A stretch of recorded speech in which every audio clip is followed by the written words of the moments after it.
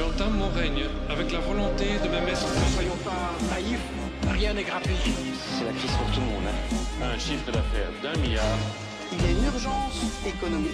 1400 emplois supprimés. On est maintenant dans les 60 plus grosses sociétés. Le traitement miracle n'existe pas. C'est potentiellement cancérigène. Il y a des centaines de produits chimiques. C'est une sorte de pression inacceptable sur le commandant de bord. Tromperie sur l'étiquette. Viande de bœuf. Savez-vous vraiment ce que vous mangez? Je ne veux plus, dans notre pays. Je ne vous cache pas un réel malaise.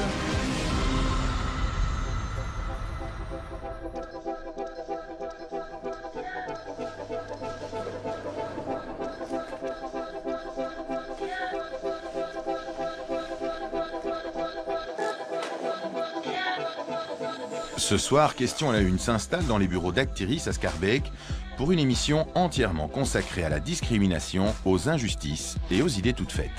Enquête sur le racisme au quotidien et sur le coût réel de l'immigration en Belgique. Pour notre première enquête, nous n'allons pas vous parler de racisme, mais nous allons vous prouver que le racisme existe tous les jours en Belgique. Cette personne noire, en boucherie, pour eux, ça ne les plaît pas du tout. J'ai même tombé avec un qui m'a demandé si vous êtes congolais, ne m'appelez même pas. 3 de nos collaborateurs, un black, un blanc et un beurre, armés du même diplôme, ont tenté de décrocher le même job ou de louer le même appartement. Le résultat est interpellant. Les discriminations sont nombreuses. On peut pas rencontrer quelqu'un pour un peu discuter, savoir un peu les perspectives ici. Et là, à ce moment-là, ce que je vous conseille, c'est d'aller sur notre site. Tout ce qu'on a en agence, on le publie sur notre site. Sinon, pas de job, quoi. Pour l'instant, non. Non, pour l'instant, rien. J'ai pas de proposition à vous faire. Un couple noir, alors là, non, ça, on ne veut pas. Ces comportements devraient normalement être punis par la loi, mais vous verrez que des stratégies sont mises en place pour échapper à toute condamnation. Les demandes à caractère discriminatoire existent, elles sont un fait, elles ont tendance à devenir de plus en plus subtiles. Il m'était clairement dit, voilà, d'écarter certaines origines ethniques, mais c'était verbalement. Black, blanc, beurre, tous égaux, c'est notre première question de la soirée. Deuxième question, l'immigration, ça coûte ou ça rapporte? Déjà ici, il y a énormément de démunis et on préfère donner aux gens qui arrivent alors qu'à la base, ils viennent même pas parce qu'il y a la guerre, ils viennent juste pour avoir de l'argent. On doit les accueillir ou pas? Non. Non? Pourquoi pas? Parce qu'on a déjà assez de problèmes comme ça nous-mêmes qu'on s'en sort déjà pas et on va aider les autres. Non, désolé. Les clichés qui circulent sur les réfugiés ne manquent pas et divisent notre société.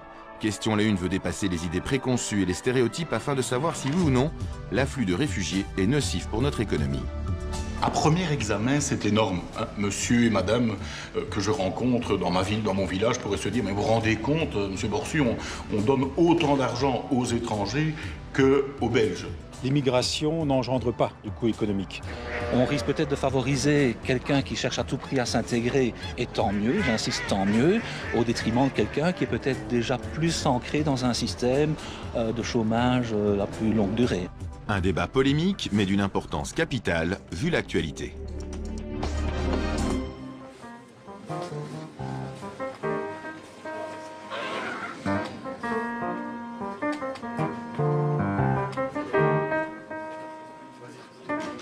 Dans les bureaux d'Actiris, pas de discrimination. L'agence bruxelloise pour l'emploi fait même tout pour donner des chances égales aux candidats de trouver un job indépendamment de leur couleur de peau. Mais dans l'enquête qui va suivre, vous allez comprendre que le racisme au quotidien existe encore bel et bien.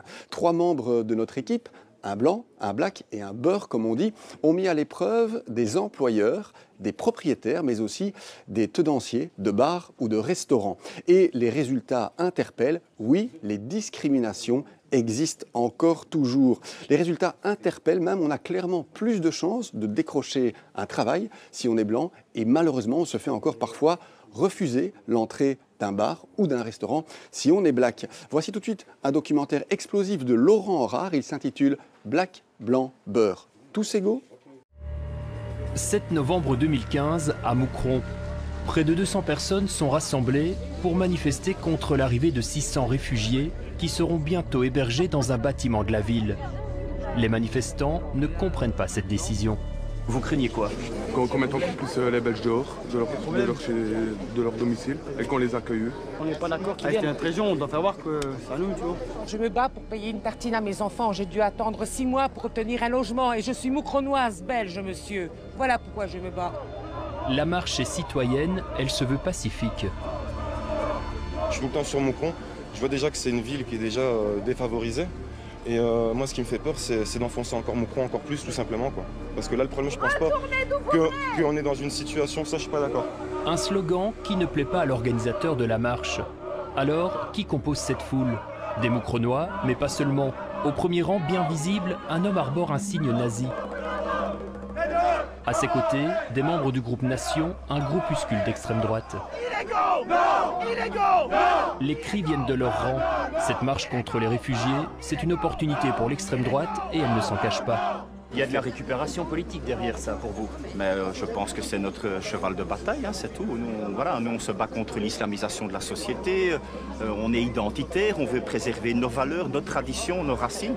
Les noms avant les faux! Dans la foule, les slogans racistes fusent. On est chez nous! On est chez nous! Moi, je suis pas raciste. Moi, j'ai un copain qui est noir depuis des années. C'est mon meilleur copain que j'ai. Je suis pas tellement raciste, c'est pas ça la question. Moi, j'ai des amis, il faut arrêter, c'est trop, il faut arrêter. Donc, il faut un petit peu penser à nous aussi. En revanche, pour d'autres, ce rassemblement, c'est bel et bien du racisme. Quand j'entends, je suis pas raciste, mais ça veut tout dire. Alors quand on dit non, c'est pas la couleur qui me dérange. Pour vous, c'est ça, clairement? Tout à fait, bien sûr. C'est la peur de l'autre. La peur de l'autre. La peur de l'autre, ça c'est le racisme. La peur de l'autre, l'inquiétude face à l'inconnu ou encore le mépris face à la différence. Qu'en est-il vraiment? Pendant plusieurs semaines, nous avons enquêté sur le racisme en Belgique. Nous avons rencontré des victimes qui ont accepté de témoigner. J'ai été contraint d'arrêter de faute. Qu'on me dise que voilà, c'est à cause de ma couleur de peau. Ils m'ont même forcé à crier en disant « Crie que tu es un sale macaque, sinon je tape plus fort ». Dans quel secteur sévit le racisme? Emploi, logement, vie quotidienne, le racisme serait partout. On a été visiter des appartements et c'est comme ça qu'on s'est retrouvé sur des propriétaires qui, pour moi oui, pour elles non. Tous les bailleurs savent aujourd'hui qu'on ne peut pas dire à un noir « je ne te veux pas parce que tu es noir ». Il n'y a que 14% des agences qui disent « non, ça je ne fais pas parce que c'est la discrimination ». Pour approcher au mieux la réalité, nous nous sommes glissés dans la peau de demandeurs d'emploi et de candidats locataires. Un blanc, un noir, un maghrébin, face à des employeurs et des propriétaires. Pas de job, quoi. Pour l'instant, non. Il m'était clairement dit, voilà, d'écarter certaines origines ethniques. Un couple noir, alors là, non, ça on ne veut pas. Injures racistes, diffamation raciale, discrimination, des actes et des comportements condamnés par la loi. Quoi qu'il arrive, portez plainte. Tôt ou tard, il y aura toujours une trace. Il y a une grande difficulté évidemment d'apporter la preuve. Aucun rapport officiel n'apporte de chiffres ou d'analyses sur les discriminations basées sur la couleur de la peau. Les discours politiques prétendent combattre ce racisme. Pourtant, dans les faits, rien ne semble changer, sauf les plaintes qui sont de plus en plus nombreuses. Alors question, blanc, black, beurre, tous égaux?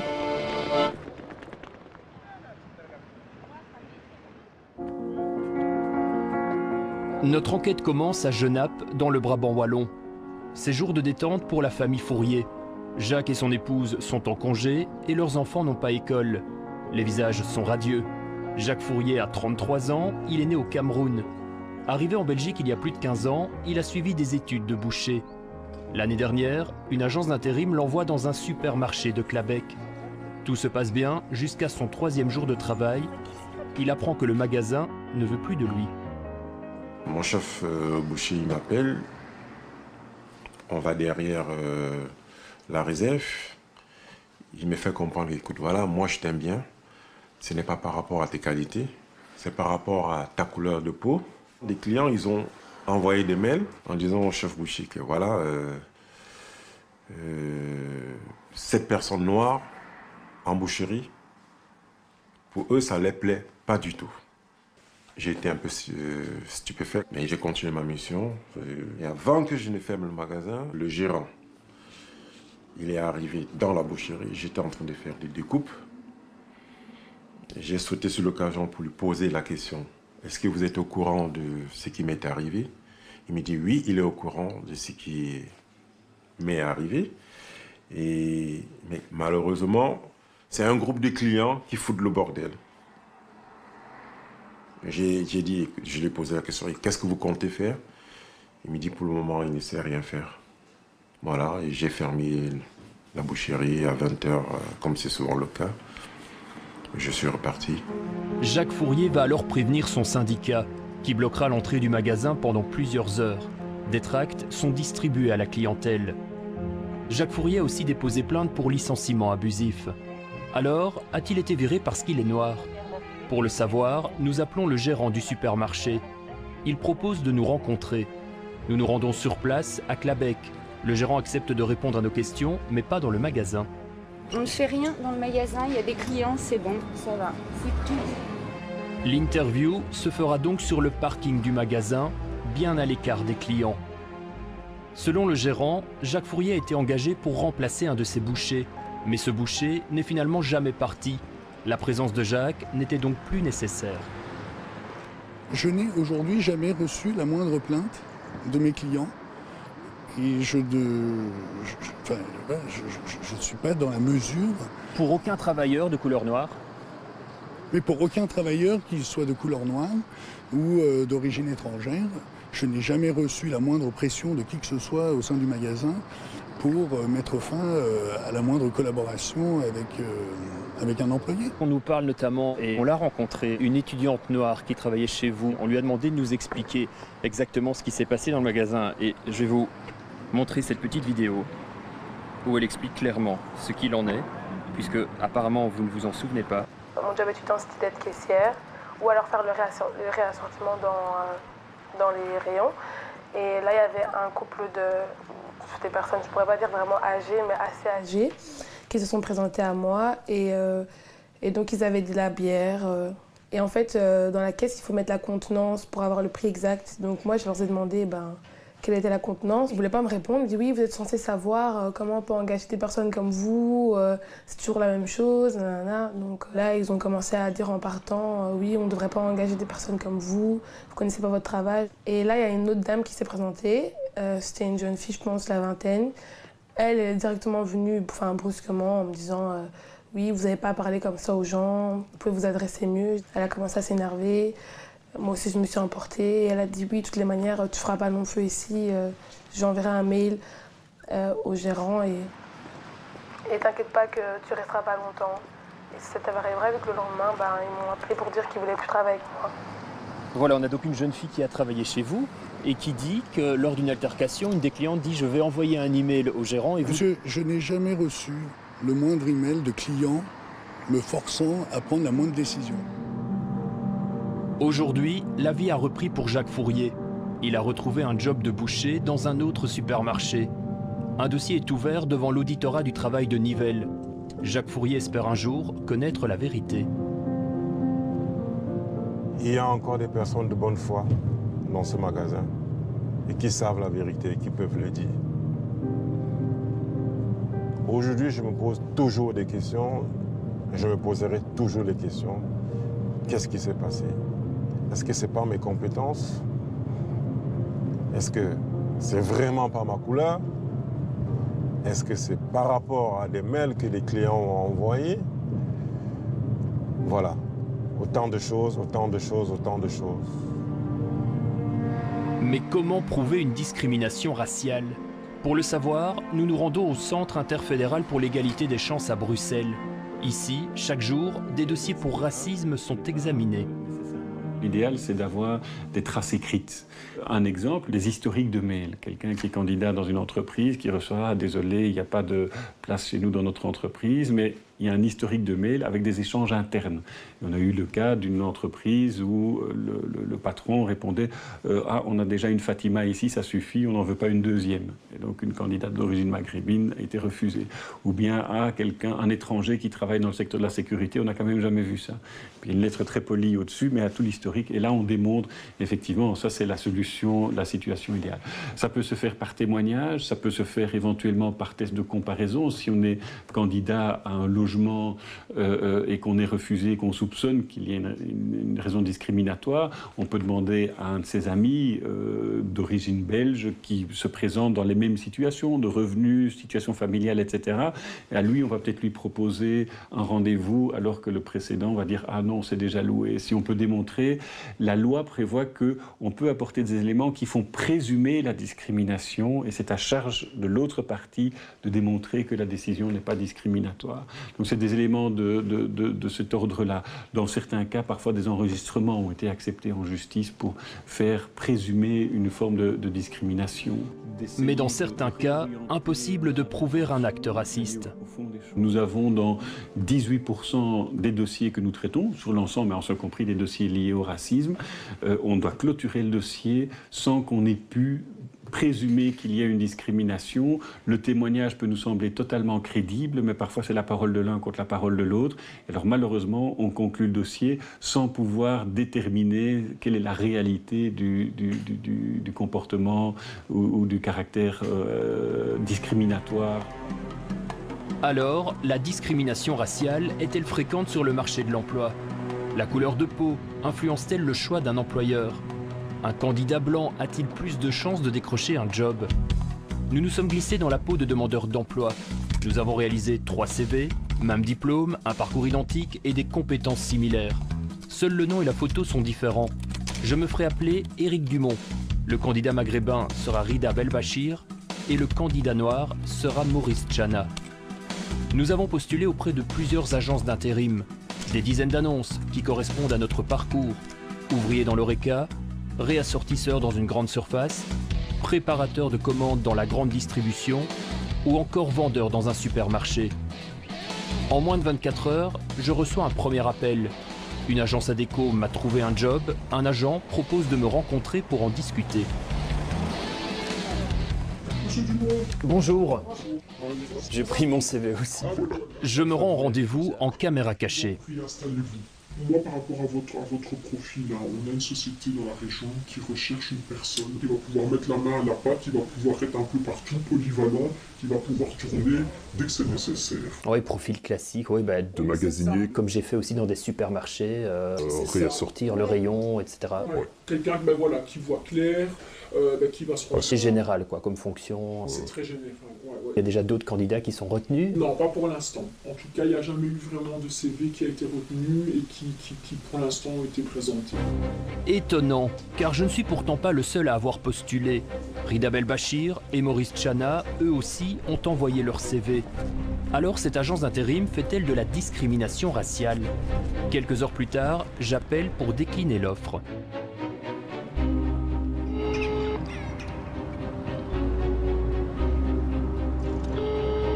Bonjour, Éric Dumont ici à l'appareil. Je vous appelle après notre entretien de ce matin. Je suis en attente sur d'autres propositions, donc n'envoyez pas mon CV. Ok, parfait, très bien. Merci à vous. Merci d'avoir prévenu, au revoir. Au revoir. Le poste est donc de nouveau vacant, comme nous le constatons sur le site internet de l'agence d'intérim. Pourtant, ni Rida Belbachir ni Maurice Tchana ne sont contactés. Nous décidons alors de les envoyer, l'un après l'autre, en caméra cachée, à l'agence Adecco. Comment vont-ils être accueillis? Vont-ils obtenir le job? Rida Belbachir est le premier à se rendre sur place. J'ai envoyé mon CV et voilà, comme j'ai pas eu de nouvelles sur la semaine, je voulais... Je vais regarder. Dans l'immédiat, on n'avait rien à vous proposer, mais il y a un dossier qui est fait dans une base de données. D'accord. Ça va. Donc vous n'avez... Pour l'instant, non, mais je vais notifier que vous êtes à la recherche active et que vous êtes passé à l'agence. Comme ça, on sait que vous souhaitez être contacté assez vite. Hein. D'accord. Enfin. D'accord. Et sinon, il n'y a pas... vous n'avez pas... Je ne peux pas rencontrer quelqu'un pour un peu discuter, de savoir un peu les perspectives ici ou... Et là, à ce moment-là, ce que je vous conseille, c'est d'aller sur notre site. Tout ce qu'on a en agence, on le publie sur notre site. Sinon, pas de job, quoi. Pour l'instant, non. À son tour, Maurice Tchana se rend sur place. À nouveau, l'agence intérim confirme qu'elle a bien reçu son CV. Un dossier est ouvert à son nom. Vous avez des offres en ce moment? Je ne sais pas, je vais regarder un peu votre... Ici, pour l'instant, c'est des offres bien compliquées, bien spécifiques. Bon, ça peut être tout ce qui est vente, magazine. Magazine, niveau logistique. Voilà, logistique, quoi, ouais. Ici, avec les fêtes qui vont approcher, j'espère qu'on aura un peu plus d'offres au niveau logistique, au niveau des préparations de commandes et autres. Ouais. Ça peut arriver à tout moment. Donc pour l'instant, rien. J'ai pas de proposition à vous faire, mais je signale que vous êtes passé. Ça va. Merci à vous. Merci beaucoup, bon après-midi. Au revoir. 2 mois plus tard, toujours pas de nouvelles de cette agence Adecco, ni pour Maurice Tchana, ni pour Rida Belbachir. Nous avons voulu connaître leurs sentiments. C'est surtout à la sortie de l'agence que j'ai eu une sorte de boule dans le ventre. Je m'attendais au moins que mon CV soit regardé, qu'elle prenne la peine de me poser 2-3 questions sur voilà, ce que je fais avant ou bien depuis quand je cherche du boulot, mais ça n'a pas été fait, j'ai été expédié très rapidement. La manière dont la dame m'a reçu et la manière dont ça s'est passé prouvait clairement que voilà, il y avait des signes avant-coureurs qu'il y avait un type de personne qui était recherchée et probablement pas mon profil. Alors, l'agence Adecco dans laquelle nous nous sommes rendus fait-elle de la discrimination raciale? En 2011, la société Adecco a été condamnée pour discrimination à l'embauche. L'affaire remontait à 2001. À l'époque, Adecco avait créé des listes séparées pour les Belges et les étrangers. Les Belges étaient encodés sous le sigle BBB, blanc-bleu belge, en référence à la race bovine. La société Adecco a-t-elle rompu avec ses pratiques du passé? Nous sollicitons une interview auprès de la direction. Dans un premier temps, elle refuse et explique ne pas souhaiter parler de discrimination. Nous insistons et précisons que nous avons nous-mêmes mené une enquête dans l'une de leurs agences. La direction accepte alors de nous rencontrer. Nous nous rendons au siège de la société à Grand Bigard. Le directeur général Adecco Belgique nous reçoit. L'attention est palpable et elle monte d'un cran quand nous voulons montrer la vidéo. Est-ce que vous pouvez couper maintenant parce que je veux voir la vidéo avec nous trois. Après quelques minutes de discussion, le directeur général accepte de regarder la vidéo en présence de notre caméra. Pour l'instant, non. J'ai pas de proposition à vous faire, je signale que vous êtes passé. Oui, la seule chose que je peux dire ici à ce niveau-là, que dans notre organisation, les seuls paramètres qui sont utilisés pour proposer un candidat à une certaine vacature sont quand même les compétences. Alors, ça ici, il s'agit des mêmes compétences, ce sont 3 CV identiques. Oui. Le timing est différent, alors je ne sais pas combien d'interactions dans les différentes rendez-vous que vous avez faits. Le candidat blanc est reçu le matin, il appelle l'après-midi pour dire qu'il ne va pas au rendez-vous. Le candidat maghrébin et le candidat noir se rendent dans l'après-midi également. Ça se passe la même journée. Or, on a 3 CV avec les mêmes compétences, les mêmes diplômes et un parcours identique. Oui, je comprends ce que vous dites, mais le facteur de timing joue. Alors, ce n'est pas quelque chose sur lequel je veux, disons, me défendre ici. Hein. Mais s'il y a une constatation d'une certaine un comportement discriminatoire, comme vous le dites, si ce serait le cas, basé sur les paramètres, je ne suis pas sûr qu'on peut prendre la décision que c'est le cas. On le déplore naturellement, parce que notre organisation défend une approche qui est complètement antidiscriminatoire et où le seul facteur de proposer, de sélectionner un candidat, c'est vraiment se concentrer sur les compétences. Alors, les compétences d'Éric, de Rida et de Maurice sont-elles finalement bien les mêmes? Bonjour. Bonjour. Laurent Rare. Sabine Ozer, enchantée. Sabine Ozer est professeure à la Haute École de Commerce de Liège. Elle est aussi formatrice et consultante en orientation professionnelle. Habituée à analyser des candidatures, nous lui soumettons nos 3 CV. Le 3e, là on a pareil, vraiment le même style de présentation, d'organisation de la formation, avec d'abord l'expérience, job d'étudiant, stage, intérim, contrat. Il n'y a pas grand-chose qui départage Ces candidats... Sur base de ces 3 CV, ces 3 candidats ont-ils les mêmes chances pour obtenir un boulot comme magasinier? Je ne vois rien a priori sur le CV qui ferait qu'on devrait privilégier un candidat plutôt qu'un autre. Et pourtant, Adecco n'a pas proposé le job à Rida Belbachir ni à Maurice Tchana. Les autres sociétés d'intérim auraient-elles agi différemment? Nous sommes à Bruxelles, chez Federgon, la fédération qui regroupe les employeurs du secteur de l'intérim. L'année dernière, une enquête a révélé qu'une agence d'intérim sur 5 est susceptible de discriminer si l'employeur le demande. Nous savons que les demandes à caractère discriminatoire existent, elles sont un fait, elles ont tendance à devenir de plus en plus subtiles. Ce que nous contentons de faire, c'est en permanence d'entraîner les consultants de travail intérimaire, à la fois c'est le travail de la fédération, mais également de chacune de nos entreprises, pour qu'ils soient de mieux en mieux armés pour répondre très clairement que ces pratiques ne peuvent pas trouver place et que nous ne les relayerons pas. Mais ça veut dire qu'il y a encore des agences d'intérim qui font de la discrimination? Non, ça veut dire qu'il y a sur le marché de la discrimination, une demande permanente des entreprises de discriminer. Le secteur de l'intérim ne serait donc pas le seul à discriminer. Comment les autres entreprises agissent-elles? Quelle technique est utilisée pour sélectionner le candidat? Nous avons rencontré Alain qui a souhaité garder l'anonymat.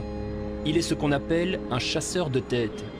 Il sélectionne des candidats pour plusieurs employeurs privés.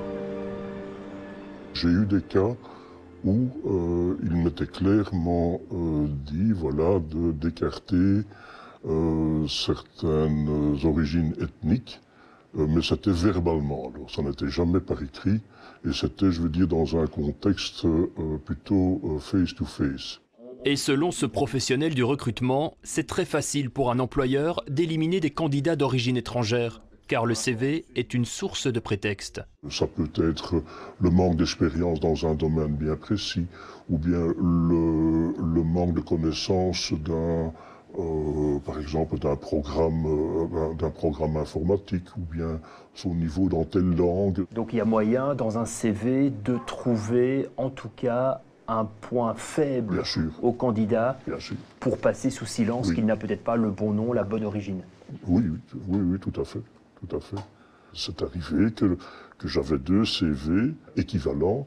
C'était clair que le recruteur donnait la préséance aux candidats d'origine belge. À ce stade de notre enquête, nous constatons qu'une personne à la peau blanche a plus de chances d'être engagée. Mais le marché du travail est-il le seul secteur où le racisme sévit? Comme le font certains employeurs, est-il facile dans d'autres domaines de cacher des critères racistes? Nous sommes à Schaerbeek. Badi Araï est puéricultrice dans cette crèche depuis 3 ans. Avant cela, elle vivait en Guinée-Conakry. Arrivée en Belgique, elle a cherché un appartement à louer. Une tâche très difficile. Je téléphone, je veux aller visiter tous les jours, je cours. Mais quand j'arrive sur le lieu déjà, quand je vois les personnes qui sont là, et je sens déjà que c'est pas pour moi. Pourquoi? Parce que je ne suis pas bien reçue. Alors j'ai envie de parler avec le propriétaire, lui poser des questions, mais j'ai pas l'occasion. Elle continue ses recherches. Elle contacte des dizaines de propriétaires. Il y en a quand j'appelle, ils me demandent directement « Vous êtes de quelle origine ?» Et alors, j'ai même tombé avec un qui m'a demandé si vous êtes congolais, ne m'appelez même pas. Et puis il m'a coupé au téléphone. Finalement, sa collègue va appeler pour elle. Elle obtient directement un rendez-vous et ensemble, elles vont visiter l'appartement. On est rentré, il nous a accueillis, il nous a fait monter, il nous a montré tout l'appartement, tout. Personnellement, pour moi, il n'en valait pas la peine. Et arrivé au bout de la visite, il me demande clairement, est-ce que c'est pour vous ou c'est pour madame? Je dis, c'est pour madame, c'est pas pour moi. Et il dit, il m'a mis la main sur l'épaule, il m'a dit, elle sait pas payer. Je dis, mais vous connaissez même pas sa situation financière. Comment est-ce que vous pouvez dire qu'une personne ne peut pas payer? Il dit, non, elle sait pas payer. Et il nous a poussés vers la sortie. Badi Araï continuera ses recherches pendant près d'1 an, mais sa candidature ne sera jamais retenue. Aujourd'hui, elle loue un appartement en dehors de Bruxelles. Un logement que personne ne voulait et dans lequel elle a dû faire des travaux à ses frais. Alors, le marché immobilier est-il lui aussi propice à la discrimination raciale? Pour le savoir, à nouveau, nous nous faisons passer pour des candidats locataires. Nous contactons des dizaines de propriétaires à travers toute la Belgique. Au téléphone, nous leur précisons immédiatement notre origine. Moi, je suis d'origine africaine, hein, ça ne vous pose aucun problème. Nous avons ici déjà un monsieur de la Côte d'Ivoire. D'accord, ok, parce que voilà, on est souvent Non, mais confrontés vous avez raison de poser la question, le racisme est partout, mais pas chez moi. Pas du tout, pas du tout. Ok. Mon mari est tunisien, donc... Non, il n'y a pas de problème par rapport à ça. Non, je suis moi-même d'origine étrangère, je vais vous dire tout de suite. Pas de souci avec ça, tant que vous travaillez. Non, moi, du moment où vous payez le loyer... Non, du tout, non, il nous a dit, il n'y a pas de problème. Tout le monde doit être logé, hein. Ouais, ok, ça va. Au téléphone, les propriétaires semblent donc ouverts. Mais un appel à un agent immobilier va nous réserver une surprise. Il y a des propriétaires qui effectivement peuvent avoir certaines réticences, bon c'est dommage, mais bon, nous on est agent immobilier, notre client c'est le propriétaire, si le propriétaire nous demande certaines choses, bon on ne peut pas normalement aller dans son sens, mais le propriétaire c'est mon client, je travaille pour lui, c'est lui qui me rémunère, donc le client est roi comme on dit. S'il y avait un problème, je vous le dirais. Ok, ça va. Alors, même si normalement je peux pas, normalement on peut pas faire de discrimination, donc officiellement on peut pas refuser une visite à quelqu'un, mais voilà, à un moment donné, si on sait que le propriétaire a dit moi de toute façon je ne choisirais pas tel profil, voilà quoi, on peut faire semblant, mais bon. Mais quelle est la réalité sur le terrain? Au hasard, je prends un rendez-vous pour visiter un appartement en région bruxelloise. Allô? Oui, bonjour, Éric Dumont, je viens pour la visite de l'appartement. C'est au 3e étage. Ok. Éric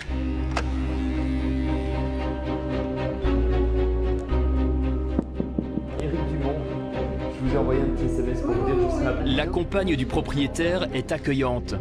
Elle me fait visiter l'appartement, pièce après pièce, pendant une dizaine de minutes. Au moment de partir, je lui demande combien de personnes ont déjà visité l'appartement. Pour le moment, il y en a 3. Enfin, si vous êtes avec, ça serait 3. D'accord, ok.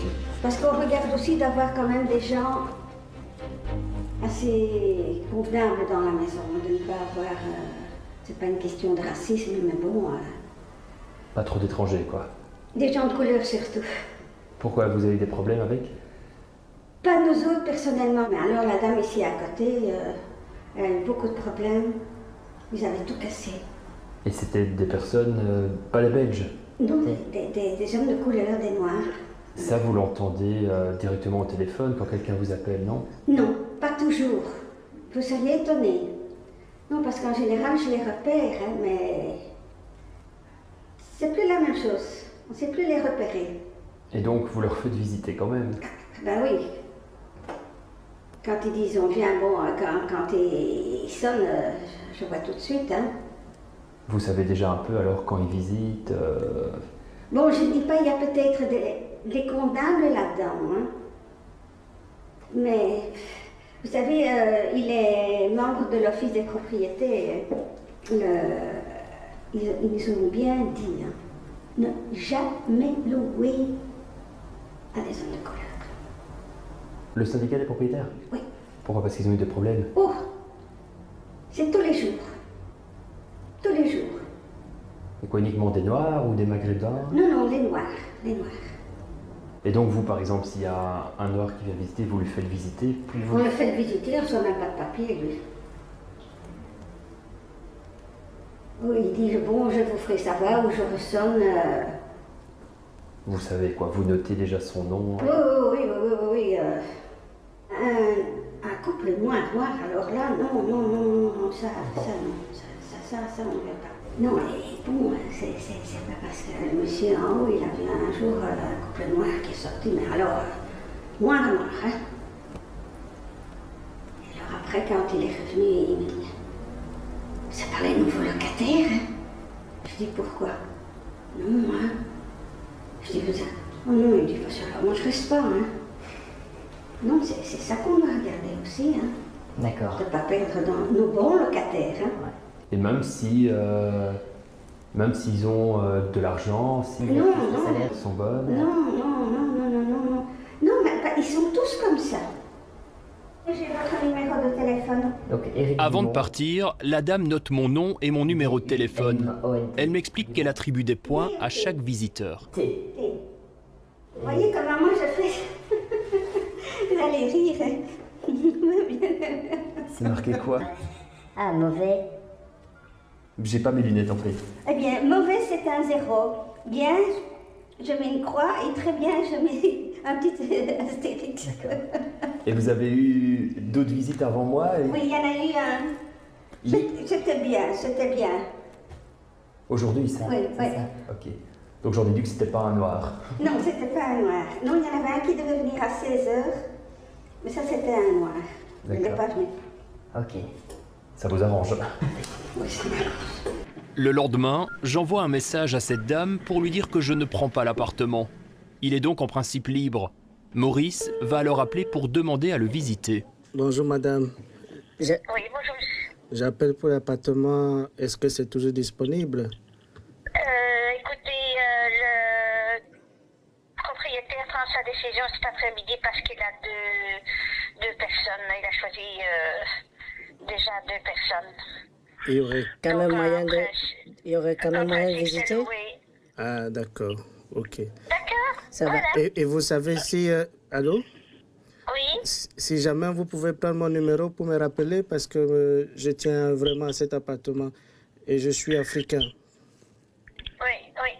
En principe, c'est loué. Mais enfin, bon, Okay. si jamais c'est encore libre, je vous retéléphone. D'accord, ok. Merci, oui. merci beaucoup. Hein. Au revoir, monsieur.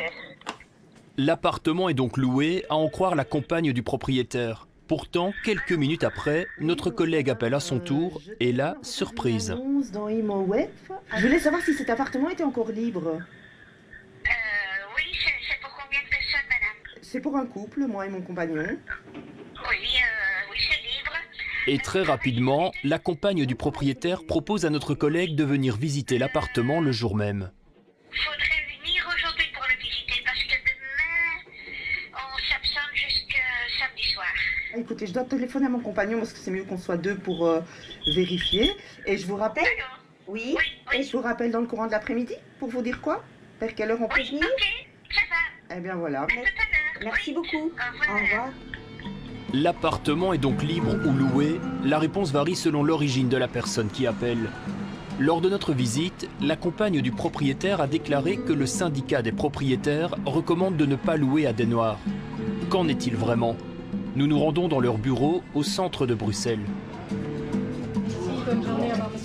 Nous avons rendez-vous avec la directrice. Nous lui expliquons la visite de l'appartement et lui montrons la vidéo. Jamais loué à des zones de couleur. Le syndicat des propriétaires? Oui. Pourquoi? Parce qu'ils ont eu des problèmes. C'est tous les jours. Je suis atterrée par rapport à ça parce que c'est pas du tout le discours. Enfin, je vous invite à rester une journée avec nous, avec mes collègues juristes, etc. qui sont là. C'est absolument, évidemment, pas le discours que l'on tient. On n'a pas 2 discours, on n'a pas un discours officiel, un discours officieux, pas du tout, du tout. Et face aux discriminations, le syndicat national des propriétaires se sent bien impuissant. À part informer et taper sur le clou, je dis voilà, si ça suffit plus. Moi, j'ai pas de solution miracle. Là. Il n'est pas possible, je pense, et sauf erreur de ma part, d'accompagner chaque bailleur dans l'allocation d'un bien, de lui donner, si vous voulez, une assistante sociale ou je ne sais pas, quelqu'un de spécialiste en non-discrimination, afin de savoir si oui ou non il va discriminer. Les propos entendus lors de la visite de l'appartement sont-ils un cas unique? Ou bien les propriétaires sont-ils nombreux à faire de la discrimination raciale? Pour le savoir, nous nous rendons au syndicat des locataires à Anderlecht, une organisation qui se bat pour le droit à l'habitat pour tous. C'est vraiment très rare des bailleurs qui ouvertement, quand ils voient un noir, disent « Monsieur, je ne loue pas à des bamboulas ». Ça c'est rarissime, évidemment. Ça existe. En général, ces personnes-là se retrouvent évidemment devant les tribunaux. Faut-il encore pouvoir prouver que le propriétaire fait de la discrimination? Car en pratique, c'est très facile de sélectionner un locataire sans enfreindre la loi. Je pense aux petites annonces où on dit « personne tranquille »,« personne sans enfant ». Donc il y a toute une série de demandes dans les dans les petites annonces, etc., qui me font dire qu'effectivement, il se développe d'autres stratégies pour évincer le candidat. La plus belle étant évidemment le changement de prix. Donc à un certain moment, en fonction de la personne qui est devant vous, le prix va être modifié, souvent quand on ne veut pas la personne, vers la hausse. Et ces discriminations basées sur la couleur de peau ne concernent pas uniquement les propriétaires privés. Les agences immobilières, elles aussi, sont épinglées. On constate qu'il n'y a que 14% des agences qui disent « non, ça, je ne fais pas parce que c'est la discrimination ». Tout le reste, c'est oui, ok, je vais vous envoyer des candidats qui ne sont pas d'origine étrangère, ou bien c'est à vous de décider, où on trouve des réponses qui noient un petit peu le poisson, laissant entendre que ça pourrait être possible. Donc ça veut dire qu'il n'y a que 14% des agences immobilières qui disent non, c'est une demande discriminatoire, je n'ai pas à y répondre. À ce stade de notre enquête, nous constatons que les personnes d'origine étrangère ont moins de chances de trouver un logement et de décrocher un job. Mais y a-t-il d'autres discriminations? Être noir ou maghrébin rend-il la vie quotidienne plus difficile?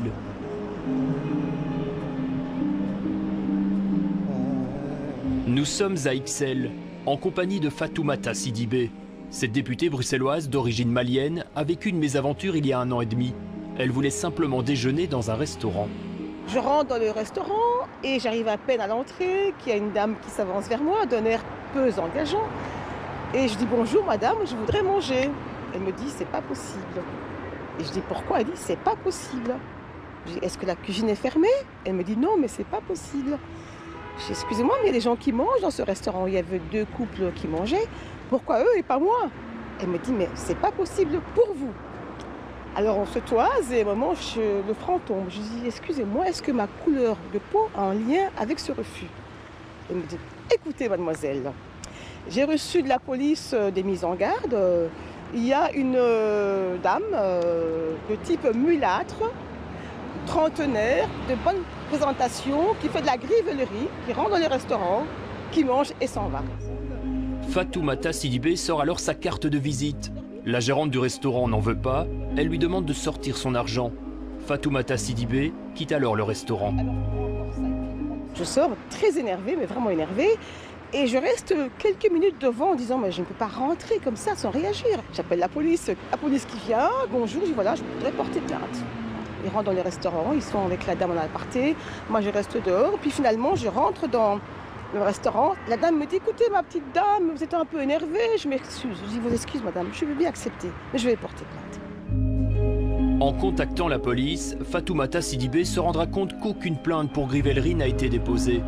Alors pour elle, aucun doute, la gérante ne voulait tout simplement pas la servir parce qu'elle est noire.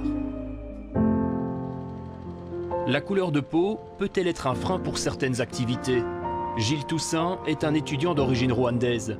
Il est ici avec ses amis et comme tous les vendredis soirs, le groupe sort dans le centre de Bruxelles.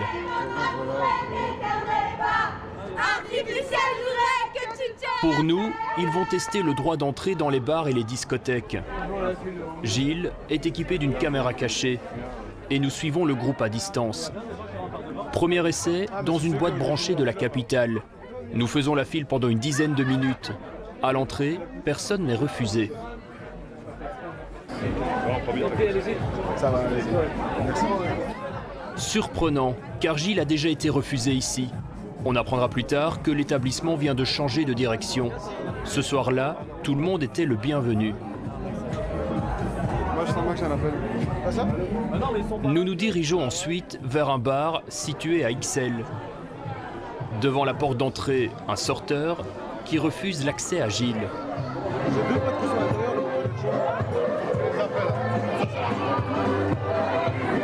La caméra cachée de Gilles tourne toujours. J'arrive à côté de lui. À mon tour, je vais tenter de rentrer dans le bar. Je me dirige vers le sorteur. Il m'ouvre la porte et j'entre sans aucun problème. À l'intérieur, le bar est quasi vide. Gilles n'a donc pas été refusé par manque de place. Pourtant, il se voit souvent refuser l'entrée dans des bars et des discothèques. Depuis que je sors, c'est-à-dire depuis l'âge de 16 ans, Et maintenant, à mes 24 ans, c'est encore le cas. On a pu le voir aujourd'hui et ce n'est pas prêt de se terminer. J'essaye de faire une sélection où je suis sûr de pouvoir rentrer dans ces endroits. Et les autres, comme ce bar-ci ou cette boîte-là, je n'irai pas parce que je sais très bien que c'est pour passer une mauvaise soirée. Dégoûté, Gilles décidera finalement de passer la soirée chez des amis. Parfois, la couleur de peau peut entraîner des situations dramatiques. C'est ce qui est arrivé à cet homme que nous appellerons Abdel. C'était en 2009 dans ce quartier de Saint-Gilles. Il était avec son frère et un de ses amis. À quelques mètres d'eux, un ambulancier portait secours à une personne âgée. En voyant 3 Maghrébins, l'ambulancier prit peur, il appela la police. Très vite, les policiers sont arrivés, on fait un demi-cercle autour de nous. On prit d'abord en premier le voisin de mes parents, l'ont mis au sol en le balayant. Puis ils ont arrêté mon frère, puis moi-même. À ce moment-là, on nous a pris, on nous a ramenés vers la camionnette qui était stationnée juste ici.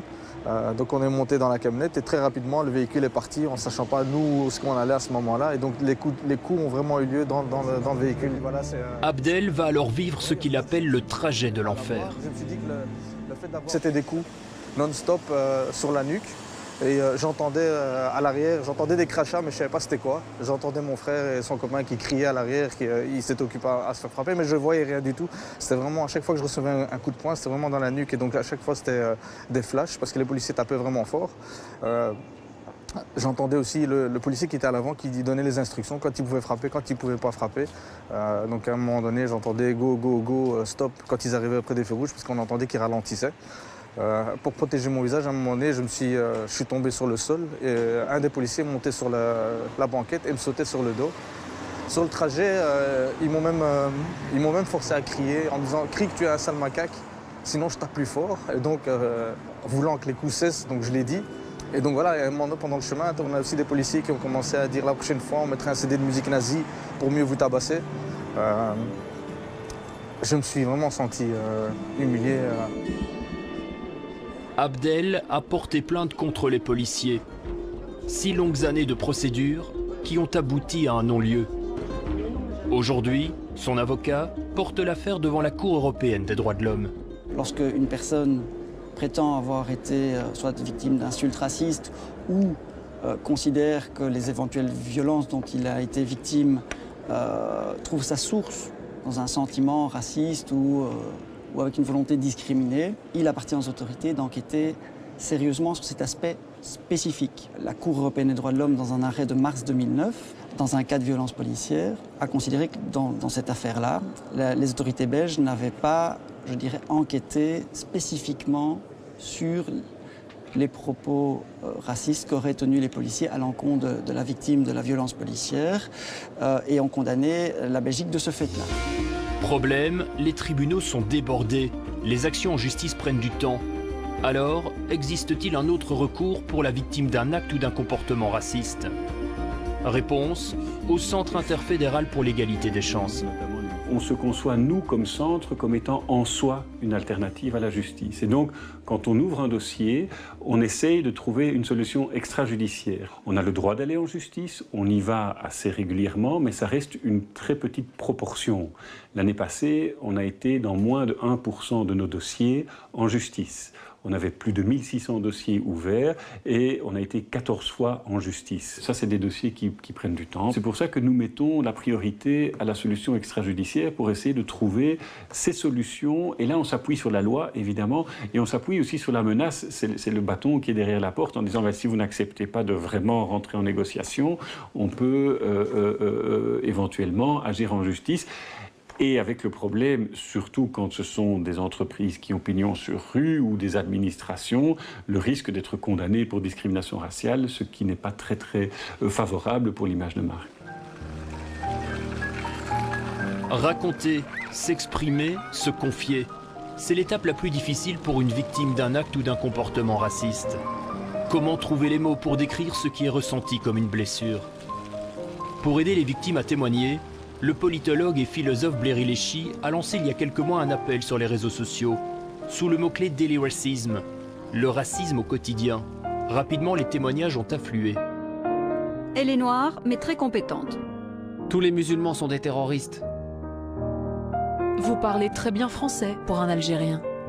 Une bonne école doit avoir au moins la moitié d'enfants blancs. Pour moi, le délit racisme, c'était une campagne positive dans le sens, c'était justement qu'on se met ensemble, qu'on se met à réfléchir, on se met à être conscient sur ce problème et voir qu'est-ce qu'on peut faire. Et pour lui, il faut agir contre le racisme dès le plus jeune âge. Dans l'enseignement, on parle sur le racisme, on parle sur le préjugé, on parle sur le passé, on parle sur notre histoire. Et ça, il ne faut pas laisser dans les mains de quelques profs. Non, ça doit être dans l'enseignement, ça doit être présent. Alors, le racisme est-il aujourd'hui abordé dans les écoles? Nous sommes à Detigny, près de Moucron. Dans cet établissement technique, Marie-Clotilde Rose est professeure de littérature. Le sujet du jour, le racisme. Elle demande à ses élèves d'écrire au tableau ce qui leur passe par la tête quand ils pensent au racisme. Alors, on garde ces mots-là, parce que ça va faire partie du travail. On va faire un petit jeu d'info ou intox. Les immigrés sont des envahisseurs qui prennent les emplois des travailleurs légaux. Vrai? 3. Faux. 5. Alors j'aimerais bien avoir vos arguments. Par exemple, imaginons Hugo, son enfant plus tard, un immigré, il aura peut-être plus de chances de prendre le travail que son enfant qui est là depuis qu'il est né, quoi. Et pourquoi il aurait plus de chances qu'un autre? Je sais pas, mais je sais qu'ils sont plus privilégiés que nous. Des préjugés et des idées qui ont la vie dure. Ici comme ailleurs, le racisme est un sujet encore tabou. Alors, le travail se fait progressivement. Je les laisse faire leur chemin, je les respecte, il ne faut pas forcer. Donc c'est au cours de la séquence sur le racisme et sur l'écriture qu'ils vont se libérer progressivement. Mais que faire quand le racisme vise les plus petits? Direction Scarbeck. Dans cette école, 450 enfants se côtoient. Jusqu'il y a peu, les insultes étaient fréquentes entre les Blancs, les Noirs et les Maghrébins. Alors il y a un an, l'école a repensé le fonctionnement de ces 3 cours de récréation. La directrice nous emmène sur place. Dans la première cour, des ateliers sportifs. Dans la deuxième, des jeux plus calmes, comme la marelle. Et dans la dernière cour, les enfants peuvent se défouler et courir. L'enjeu, favoriser l'esprit de groupe. Ça va de la première primaire à la 6e primaire, qu'ils puissent tous jouer ensemble, sans a priori. Et la seule petite condition, c'est que la cour sport soit réservée de la 3e à la 6e, puisque là, il y a des jeux de ballon qui risquent de blesser les plus jeunes. Mais ils jouent tous ensemble et on a beaucoup moins de bagarres et beaucoup moins de violence, même si ça paraît nerveux. En tout cas, il n'y a pas de violence entre eux. Pour aller plus loin dans sa démarche, l'école a investi dans un mur d'escalade. L'objectif ici, c'est l'entraide. Ce qu'on développe le plus, c'est quand même l'audace et la collaboration, la confiance dans son partenaire. C'est plus ça qu'on recherche à travers l'escalade. Si vous n'avez pas confiance en votre assureur, vous ne grimpez pas bien. Si vous voulez grimper, il faut avoir confiance de pouvoir tomber en étant rattrapé par son partenaire. Avec son mur d'escalade et ses cours de récré, l'école cherche à faire tomber les frontières qui existent entre les communautés. Un défi de taille. Nous sommes dans un quartier à majorité turque, donc il y a 85% de l'école qui est turque ou d'origine turque, et les 15% qu'il reste, c'est une trentaine de nationalités. Donc c'est énorme. Donc ils doivent se défendre face à cette majorité turque. Et on sent très bien qu'il y a de la petite jalousie, de l'envie pour qu'on aide plus les Turcs que nous Marocains ou que nous Africains. Et donc c'est très compliqué. Est-ce que c'est vraiment du racisme ou de la peur ou de l'envie ou de la jalousie? En tout cas, ça s'exprime par des mots racistes, ça c'est clair. Au terme de cette enquête, nous constatons que le racisme peut sévir partout. L'emploi, l'accès au logement, la vie en société, aucun domaine n'y échappe. La discrimination est rarement visible, souvent elle est subtile. Au fil des années, les plaintes se multiplient. Pour lutter contre le racisme, des initiatives citoyennes voient le jour, dans les écoles notamment. Pour les spécialistes, la réponse au racisme passe par l'éducation et la sensibilisation. Un travail long et difficile, tant le racisme semble ancré dans notre société.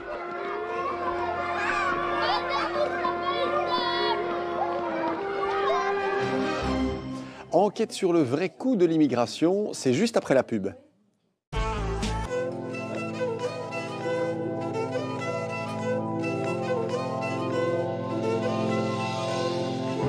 Intéressons-nous à présent à ces tout nouveaux demandeurs d'emploi à peine arrivés en Belgique. Ils sont réfugiés, viennent d'Irak, de Syrie ou d'Afghanistan et cherchent bien souvent à travailler en Belgique. Alors pour beaucoup de Belges, ces réfugiés coûteraient fort cher à la sécurité sociale ou encore en matière d'allocation de chômage. Est-ce qu'ils sont effectivement un poids pour la Sécu ou au contraire un atout pour l'économie du pays? C'est ce que nous allons tenter de comprendre. Et contre toute attente, vous allez voir que des études démontrent que les réfugiés constituent plutôt une force. Alors, l'immigration, ça coûte ou ça rapporte? Voici tout de suite l'enquête d'Hervé de Guélingue et Gilles Remiche. Face à un afflux de réfugiés sans précédent en 2015, l'Europe est débordée. La Commission européenne l'affirme, d'ici 2017, 3 millions de migrants devraient encore arriver. Qui va les accueillir et où? Je suis concitoyen, je paye des impôts comme toi et j'ai un mot à dire ici, ok? Inquiétude et colère s'installent.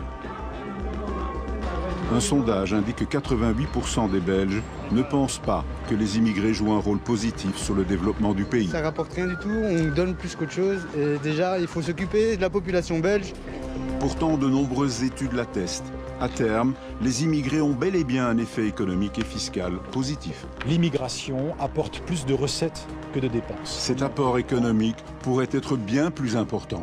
Ce qu'on observe, en le cas de la Belgique, c'est que si jamais on pouvait faire que les immigrés aient exactement le même taux d'emploi que des natifs, alors on gagnerait 1 point de PIB en recettes fiscales. Tout le monde n'est pas convaincu. Ah, ça ne rapporte sûrement rien, je ne crois pas. Tout ce qu'ils reçoivent, l'État le prend avec l'argent, avec le nôtre, c'est nous qui payons. Alors, l'immigration, ça coûte ou ça rapporte? Oh, très bonne question.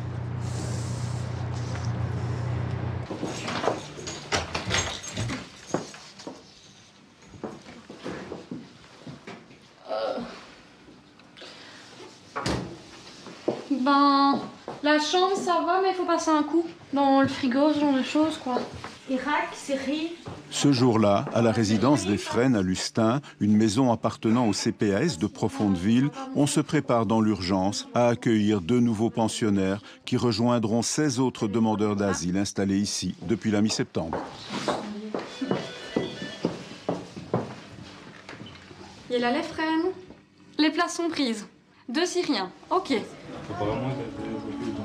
Depuis le mois de juin 2015, la Belgique est confrontée à un afflux de demandeurs d'asile, avec une moyenne de 5000 arrivées par mois.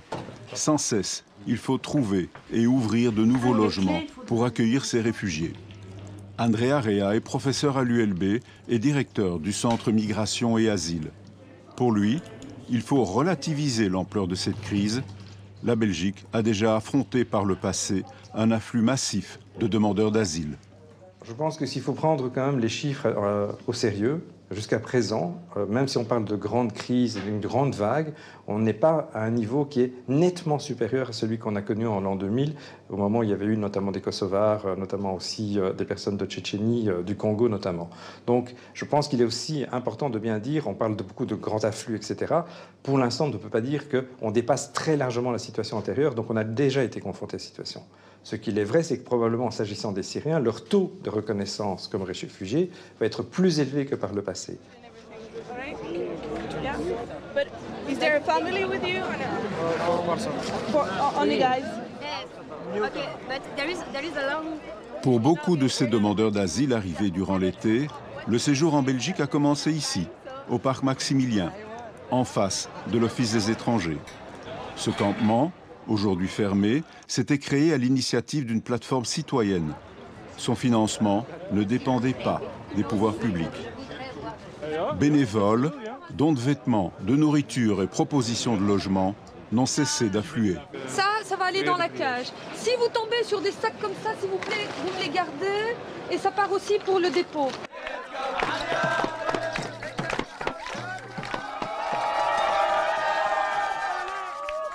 Une tour de Babel, parfois joyeuse, où chacun essaye vaille que vaille de se faire comprendre, de s'entraider. you go there, they're No. not gonna be happy. No, okay. Mohamed Sultan est syrien. Âgé de 24 ans, il est arrivé il y a 3 ans déjà. Il vit aujourd'hui à Vilvoorde et a mis un point d'honneur à s'intégrer parfaitement. Ik was 3 keer in gevangenis en toen laatste keer ben ik uit de gevangenis. Ik moest naar de leger gaan en met Assad-leger werken. Want in Syrië het is verplicht, als je bent 18 jaar, je moet in de leger zitten. Ik heb rechten om hier te blijven, om te werken, om te studeren, om alles te doen. Kom maar met de Bashara Mahmoud, quickly. Ik werk veel als vrijwilligers. Bijvoorbeeld, ik werk met Vluchtelingenwerk Vlaanderen. Nu bijvoorbeeld hier ook.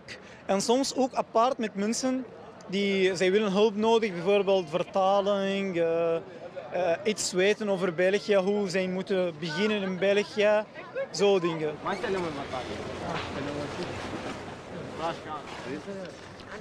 Tarek, lui, est irakien.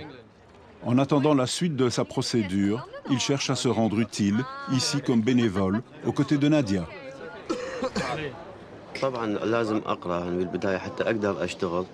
زين هاي شغله اذا جتني فرصه ضمن عملي انا اشتغلها، بس اذا جتني غير شغله يعني ممكن اشتغل، يعني مثل ما تشوف بدنا نشتغل احنا، هذه مو شغلي. C'est quand même quelque chose de très important à soulever. Eux, c'est des gens très pacifiques, très éduqués, ils n'aiment pas la violence et c'est complètement une autre culture de ce qu'on peut imaginer ou les stéréotypes qu'on a du reste du monde, entre guillemets, arabe. Les gens qui ont peur, c'est qu'ils sont très très mal informés. On pense qu'on va prendre les droits, etc. Mais je sais par exemple qu'ils ont droit à 7 € par semaine. C'est 1 € par jour. Je pense qu'on ne peut pas vivre avec 1 €. C'est plus qu'indignant, on va dire. Donc, je ne sais pas, je vous laisse réfléchir. Mais en tout cas, avec 1 € par jour, ok, c'est une baguette chez le Pakistanais et on ne peut même pas prendre une bouteille d'eau avec. Hein. Une évidence s'impose. S'il y a eu de nombreux élans de générosité, beaucoup s'inquiètent aussi de l'impact de cet afflux de réfugiés dans une Europe et une Belgique où le taux de pauvreté de la population avoisine les 15%. Déjà ici, il y a énormément de démunis et on préfère donner aux gens qui arrivent alors qu'à la base, ils viennent même pas parce qu'il y a la guerre, ils viennent juste pour avoir de l'argent. On doit les accueillir ou pas? Non. Non. Non. Pourquoi pas? Parce qu'on a déjà assez de problèmes comme ça nous-mêmes qu'on s'en sort déjà pas et on va aider les autres. Non, désolé. En dan komen er zoveel vluchtelingen bij, immigranten, dus ik ben er een beetje bang van. Emmanuel Goas est impliqué dans la vie politique à Sambreville, où le taux de pauvreté atteint là les 30%. Il critique la manière dont la crise des migrants est gérée et déplore une loi du silence qui régnerait dans ce dossier sensible. C'est le gros souci du politiquement correct qui est imposé de plus en plus, où on ne peut pas avoir une certaine réflexion, et j'insiste sur réflexion, et en arriver à dire que peut-être on n'est pas toujours d'accord avec ce qui se dit. On risque peut-être de favoriser quelqu'un qui cherche à tout prix à s'intégrer, et tant mieux, j'insiste tant mieux, au détriment de quelqu'un qui est peut-être déjà plus ancré dans un système de chômage à plus longue durée. Voilà. Alors c'est tout à fait correct comme crainte qui est formulée. Je pense que ce que les études scientifiques tentent de dire, et ceux-ci le disent depuis 40 ans, donc ce n'est pas neuf du tout, mais apparemment c'est difficile de combattre ce qui pourrait apparaître comme une idée reçue de sens commun, c'est non, ils ne sont pas exactement sur le même marché du travail, puisque le marché du travail est segmenté. Et par exemple, dans le passé, les immigrés étaient surtout dans le secteur industriel qui n'était pas recherché par la population belge à l'époque. Et aujourd'hui, on voit que c'est surtout dans certains secteurs comme l'horticulture, comme la construction, comme l'ORECA par exemple, où on va les retrouver en surnombre, aussi parce que d'une certaine manière, la population de Belgique ne veut pas prendre ce type de poste. Démonstration avec l'exemple de Saïd. Cet Irakien, ingénieur électronicien de formation, est arrivé en Belgique venant de Bagdad il y a 7 ans. Il a ouvert une boutique dans le centre-ville de Bruxelles. Son travail, la réparation de PC portables. I'm famous in this area, in Bruxelles. Many people they are come from another place, from Anvers, from Liège. The people here, they are don't repair. they are just change. And this is different between us in Iraq and here. We are trying to repair every pieces. If we not succeed, after that we change.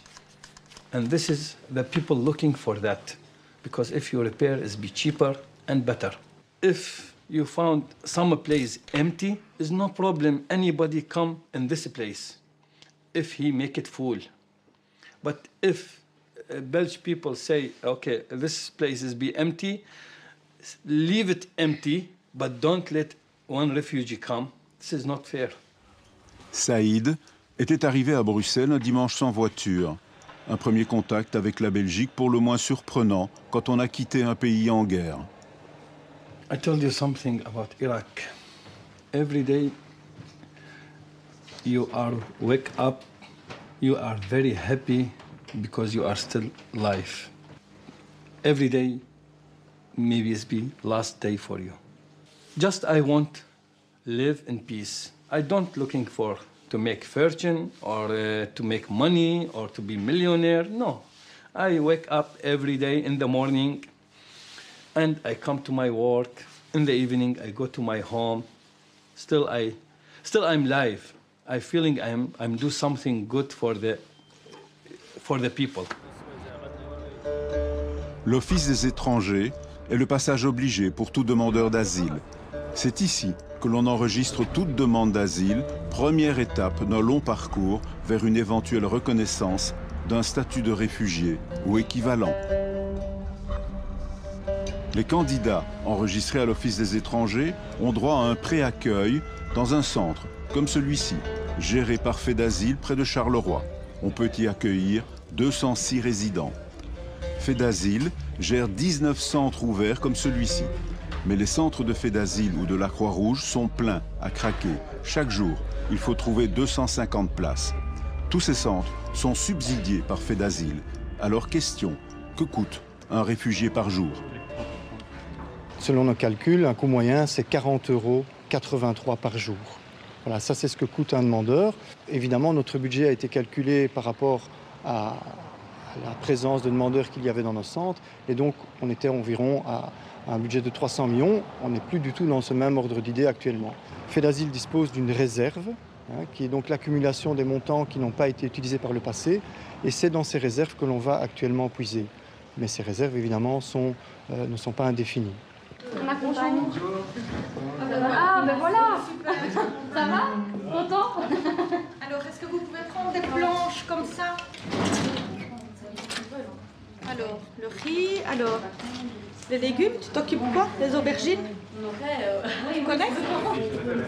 1600 places peuvent aussi être trouvées en initiative locale d'accueil, comme ici à Lustin, dans la résidence des Fresnes. Ce bâtiment aurait dû fermer ses portes et être mis en vente.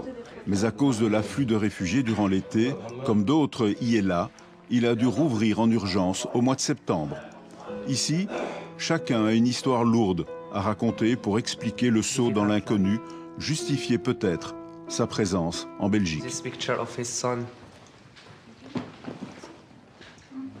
une bombe, c'est ça? Une bombe? Une bombe. Dans sa maison? À la bêta? Oui. Oui, à la maison. Phobia, baby.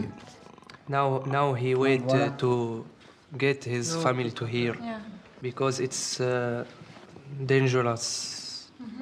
His family now live in a small room only, a house from one room. It's difficult life. Voilà. Alep, bon? Alep, ouais. Bon. L'hébergement peut durer quelques mois en attendant que le CGRA, le Commissariat général aux réfugiés et aux apatrides, prenne une décision.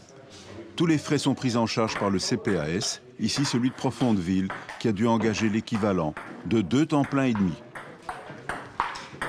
En fait, il faut bien se dire que le budget du CPS n'est pas impacté du tout par cette mesure d'accueil, que ce sont deux choses différentes, puisque ici nous fonctionnons entièrement avec les subventions que nous recevons de Faits d'Asile.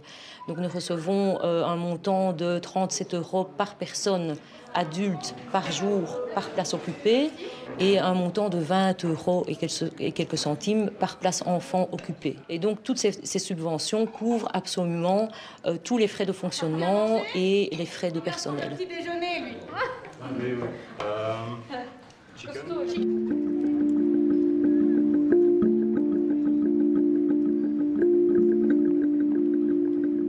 On devrait d'abord aider les pauvres qui sont chez nous, finalement. Puisqu'on en a déjà assez bien et que finalement, au plus qu'on va en avoir, au moins qu'on saura les aider. Moi-même, je suis immigrée, mais ça fait déjà pas mal d'années. Mais un petit peu, pas trop, parce que je trouve qu'on est un petit peu trop débordé par tout ce qui se passe actuellement. Et je trouve que bon, on ne peut pas non plus accueillir toute la misère du monde. Hein. Niet omdat ze in gedacht hebben, we gaan naar het land van Groningen. Mais une fois la décision du CGRA prise, le manque de logement deviendra encore plus préoccupant. Dans les 2 mois qui suivent, le réfugié doit alors obligatoirement quitter le centre qui l'héberge. Les CPAS s'inquiètent. Les demandes d'aide au logement, surtout dans les grandes villes, risquent d'exploser. À Charleroi, on anticipe. Nous disposons d'un service logement en tant que tel, et donc nous pouvons soutenir et aider les personnes forcément dans la recherche d'un logement. À l'heure d'aujourd'hui, notamment, nous avons déjà, pour prévenir en quelque sorte l'arrivée de ces personnes, on a mis en route ce qu'on appelle un capteur logement dans le cadre d'un partenariat qu'on a avec le relais social de Charleroi, et il est déjà en train d'essayer d'identifier un certain nombre de logements qui pourraient être mis à disposition de ces personnes. Mais tout ça, ce sont donc des coûts de nouveau supplémentaires. Vous allez pouvoir faire face ici? Là où ça représente un coût pour le CPS, c'est au niveau, je dirais, des coûts indirects, au niveau du personnel, au niveau des frais de fonctionnement, au niveau de l'infrastructure qui est mise à la disposition des services et donc des publics auxquels nous nous adressons. Ça représente plus ou moins, par exemple, si on voit les frais de personnel, 40 à 50 équivalents temps plein. Donc vous voyez en gros le salaire de 40 à 50 personnes, ce que ça peut représenter. L'aide des CPAS ne se limite pas aux candidats réfugiés. Elle concerne aussi tous les ayants droit issus de l'ensemble de l'immigration européenne et hors Europe. En 2014, il y a eu peu de demandes d'asile. Pourtant, l'ensemble des aides s'élevait à 512 millions d'euros. Elle concernait 96 000 immigrés. Ce montant est intégralement remboursé au CPAS durant 5 ans. La dépense est en fait à charge du ministère fédéral de l'intégration sociale. Alors question, un budget au détriment des Belges? À premier examen, c'est énorme. Monsieur et madame que je rencontre dans ma ville, dans mon village, pourraient se dire « Mais vous vous rendez compte, monsieur Borsu, on donne autant d'argent aux étrangers qu'aux Belges. » Mais les chiffres doivent être, comme très souvent, nuancés. Si je compare les budgets, je ne sais pas dire c'est 50-50. Il y a une proportion beaucoup plus importante à destination, si je puis dire, des nationaux, à destination des Belges, mais les chiffres qui concernent les réfugiés ou les personnes européennes ou extra-européennes qui sollicitent chez nous la solidarité, ces sommes sont évidemment importantes. Willy Borsu insiste, malgré l'austérité et les restrictions budgétaires, le gouvernement fédéral assume. La décision du gouvernement est de faire face. Nous sommes confrontés à une situation qui est totalement exceptionnelle. On estime qu'il y aurait en 2016 un coût supplémentaire de 172 millions d'euros. Bien sûr, c'est une estimation parce que personne ne connaît l'évolution de la situation en 2016 dans ces pays, dans le flux des candidats réfugiés. L'immigration est perçue comme un problème dans les pays riches. La vue traditionnelle en Europe, c'est qu'on reçoit de nombreux immigrants peu qualifiés et que ça a un effet négatif sur l'emploi, sur les salaires, sur la criminalité. Frédéric Docquier est chercheur et professeur à l'UCL. Il est venu présenter au Centre d'intégration de Charleroi les résultats de ses travaux qui démontrent, malgré un coût élevé en début de procédure, un effet positif de l'immigration. Une immigration qui, il faut le rappeler, en Belgique, est d'abord essentiellement française, italienne, hollandaise ou polonaise. L'immigration, en règle générale, je ne parle pas d'asile ici ou de candidats réfugiés, l'immigration n'engendre pas de coût économique, que ce soit au niveau budgétaire ou bien sur le marché du travail. La majorité des économistes, la quasi-totalité des économistes ont trouvé des effets positifs sur le salaire des natifs, sur l'emploi des natifs et sur les finances publiques. Concernant les réfugiés qui viennent d'arriver, il est probable qu'un certain temps sera nécessaire avant que ces bénéfices ne soient matérialisés. Mais c'est toujours le cas avec l'immigration. À court terme, l'immigration peut générer plus de transferts sociaux que de recettes pour l'État, par exemple. Et puis à long terme, quand l'intégration se fait progressivement, alors je ne vois pas pourquoi ces nouveaux réfugiés qui sont arrivés ici en Belgique auraient des effets sur le marché du travail ou des effets budgétaires différents de l'ensemble de l'immigration. Bonjour à tous. Alors, comme tous les jours, on va revoir les phrases que nous avions vues hier. D'abord, aujourd'hui, nous sommes donc le... Vas-y. Pour espérer trouver un travail et s'insérer dans la société, la première étape reste l'apprentissage de la langue. Ils ont envie d'apprendre très vite pour au moins pouvoir se débrouiller et s'amuser à apprendre le français. Tous les matins, je me lave et je me brosse les dents. Alors, il y a des gens un petit peu de tous les niveaux, puisque j'avais fait une leçon sur leur métier. Donc, j'ai bon souvenir, j'ai un mécanicien, un électricien, un fleuriste, un chauffeur de taxi, j'avais un policier, un soldat, j'ai un professeur de physique, et alors des étudiants aussi. On sent qu'ils ont envie de continuer dans cette voie. Je veux dire, le mécanicien, lui, m'a dit, moi j'ai envie un petit peu de travailler dans la mécanique. Le chauffeur de taxi, il est assez intéressé aussi par tout ce qui est véhicule et un petit peu le système de transport en Belgique. Donc on a travaillé un petit peu sur les mots de vocabulaire tournant autour de ces sujets. Bonjour. Ça va et toi? Je cherche toujours un mi-temps pour pouvoir être actif à temps plein. Ok. Et tu as trouvé des nouvelles annonces mi-temps? Oui, j'ai déjà envoyé plusieurs candidatures. Julde vient de Guinée-Conakry. Véronique est une ancienne responsable des ressources humaines. Duo for a Job est une association qui cherche à aider des jeunes essentiellement issus de l'immigration dans la quête d'un emploi grâce au conseil d'un mentor bénévole. Il va essayer de m'épauler dans mes recherches d'emploi, aussi d'essayer de personnaliser mes CV, mes lettres de motivation, parce que je pense que c'est ce qui me manquait. Donc, et je pense que voilà, nous y arriverons à cela. Ce qui a été pour moi une découverte, c'est de découvrir que des gens réfugiés comme Julde avaient cette espèce de niaque et de volonté d'absolument s'intégrer. Il avait fait déjà environ 80 candidatures à des annonces, et très peu de spontanées, principalement des annonces. 0 réponse, 0, un entretien. Et donc ça pour moi, ça a vraiment été un choc, honnêtement. Et donc quand vous parlez de choc, c'était pour vous de constater qu'il existait vraiment une discrimination à l'embauche, c'est ça? Oui. Honnêtement, je ne vois pas d'autre raison à la situation qu'a dit Julde. Et d'ailleurs, on en parle suffisamment ici chez Duo pour se rendre compte qu'il y a réellement quelque chose de cet ordre-là. Est-ce que vous diriez aujourd'hui que vous, dans le job que vous occupiez avant, riche de cette expérience, vous feriez les choses autrement avant? Ben oui, probablement. Ça m'ouvrirait certainement les yeux sur une série de choses ou d'habitudes qu'on avait peut-être sans même se rendre compte de l'impact qu'elles avaient, notamment dans le recrutement.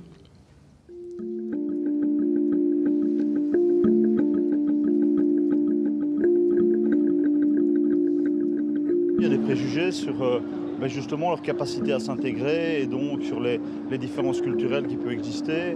Et donc certainement qu'ils ont probablement plus de difficultés à s'intégrer sur le marché du travail, par exemple.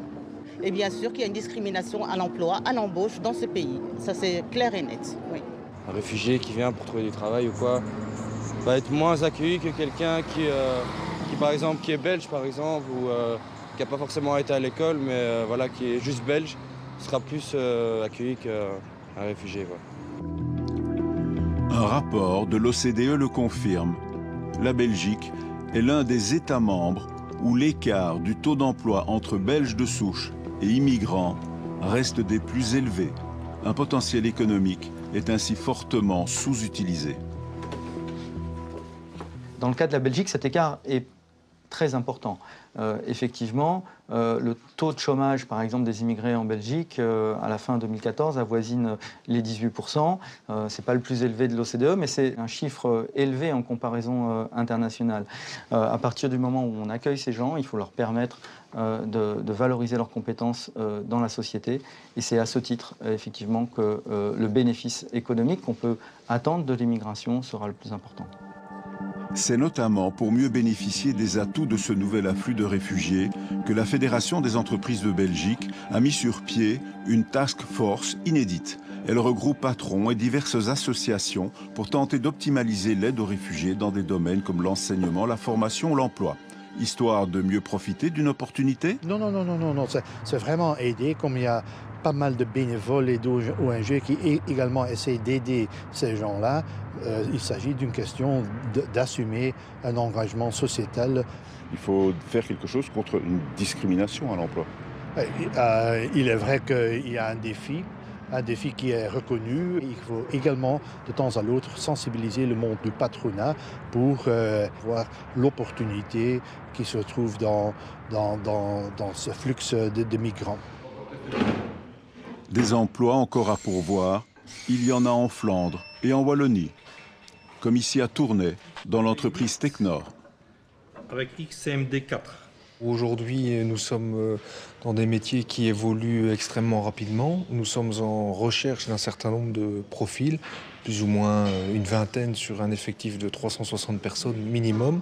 Et ce sont des profils rares, ce sont des profils qualifiés, mais ce sont aussi des profils où il y a une grande pénurie. Donc principalement, ce sont des ingénieurs, informaticiens ou électriciens. Donc cette quantité de personnes qui arrivent, pour autant qu'elles soient qualifiées, qu'elles correspondent à nos besoins, peut évidemment nous être très utile puisqu'on ne la trouve pas ici chez nous. Comment faites-vous pour entrer en contact avec eux? Certes, il y a des annonces sur votre site, mais ça ne suffit peut-être pas. Non, c'est une bonne question. Je pense qu'aujourd'hui, l'exemple de Tournai, nous sommes allés nous renseigner, mais aujourd'hui, ils n'ont pas encore répertorié les métiers des 600 migrants qui sont arrivés. Mais il est clair que nous allons aller vers ces gens-là et voir s'il y a des gens qualifiés pour entamer des discussions avec eux, oui. S'il est un secteur dont on dit qu'il pourrait être intéressé par cette main-d'œuvre, susceptible peut-être de travailler à moindre prix, c'est le secteur de la construction. Pourtant, la réalité sur un chantier apparaît beaucoup plus nuancée. Au niveau de tout ce qui est emploi, oui, il y a de la demande dans nos entreprises. Par contre, je pense que ce qui est ouvrier dans le gros œuvre, c'est quand même une période plus difficile où le secteur est un peu en conjoncture morose. Et alors, au niveau européen, il y a une très grande concurrence qui vient du Portugal, de la Pologne, de la Roumanie et d'autres pays où les charges sociales sont payées dans ces pays-là. Et alors, ces gens issus de l'immigration peuvent aussi représenter une main-d'œuvre à bon marché? Alors, si c'est des immigrés qui sont basés dans d'autres pays, oui, s'ils sont dans des pays où les charges sociales sont plus faibles. Par contre, si c'est des immigrés qui sont résidents en Belgique, ils devront payer les mêmes charges sociales que nos ouvriers belges. Donc, ils n'auront pas un salaire plus faible ou ils n'ont pas un coût plus faible pour l'employeur. Tu as réfléchi à l'idée de la SBL? Peut-être une idée parmi d'autres. Je pense que c'est une très bonne idée à développer. Peu de personnes issues de l'immigration font le choix de devenir indépendants, de créer leur propre business. C'est pourtant peut-être une opportunité. Ici, dans les locaux de MicroStart, on veut y croire. Des bénévoles coachent des candidats précarisés, et notamment des réfugiés, pour leur permettre de faire aboutir un projet. L'association peut aussi avancer des microcrédits à taux réduit. Mireille, arrivée il y a quelques années du Gabon, s'est installée comme esthéticienne à Bruxelles grâce à l'aide de MicroStart. Elle continue de bénéficier d'un accompagnement individuel. Tu vas bien? Oui, ça va. Je te présente ma nouvelle collègue. C'est vrai? Elle va être indépendante ici. Si tu as besoin de conseils sur sous quel statut vous allez vous associer, nous, on a les permanences juridiques avec des juristes qui sont là pour répondre à tes questions vraiment sur les statuts et plutôt vraiment sur quelle serait la forme la plus avantageuse à choisir Et vous, aujourd'hui, vous participez en fait à la vie économique de la Belgique, comme tous les citoyens, vous contribuez, payez vos impôts, donc vous êtes tout à fait intégré. Oui, bien sûr. Je paie mes cotisations sociales. Si, je contribue. Et je suis indépendante, une femme seule, indépendante, c'est pas évident. Ça, je paye. Hein. Donc, non seulement j'ai ma société ici, mais j'ai mon domicile aussi. Donc, j'ai une petite fille de 13 ans. C'est pas évident, mais je me bats pour. Hein. C'est pas évident, mais bon. Je préfère ça que rentrer en Afrique que rien faire. Hein. Les personnes issues de l'immigration travaillent et s'intègrent parfaitement dans d'autres secteurs de l'économie, comme le secteur public, le non-marchand et parfois même le théâtre. Comme Mohamed, le jeune Syrien rencontré au parc Maximilien et qui, avec d'autres réfugiés, joue dans une comédie musicale flamande, Gelukkig zijn, consacrée au vivre ensemble.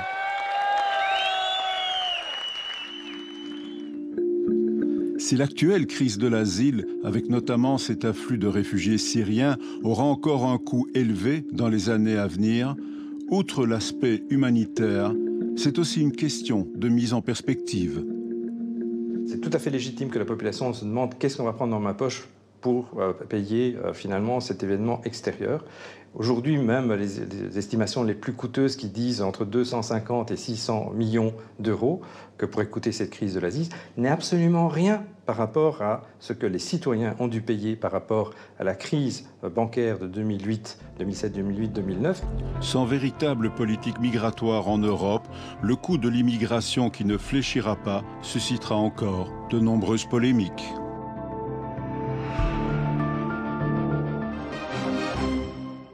Voilà, c'est déjà la fin de cette émission. Merci de nous avoir suivis. La semaine prochaine, rendez-vous avec Devoir d'enquête et Malika Attar. Prochaine question à la une, le 10 février, il sera consacré au prix de l'électricité. Quand vous voyez qu'une famille normale de 4 enfants doit payer de 120 à 150 euros par mois d'électricité, ça devient énorme. Ce sont les politiciens qui décident. Nous, on paye. L'électricité, ce dont elle a surtout besoin, c'est de transparence. On doit être transparent vis-à-vis du consommateur et cesser d'utiliser la facture d'énergie comme une feuille d'impôt.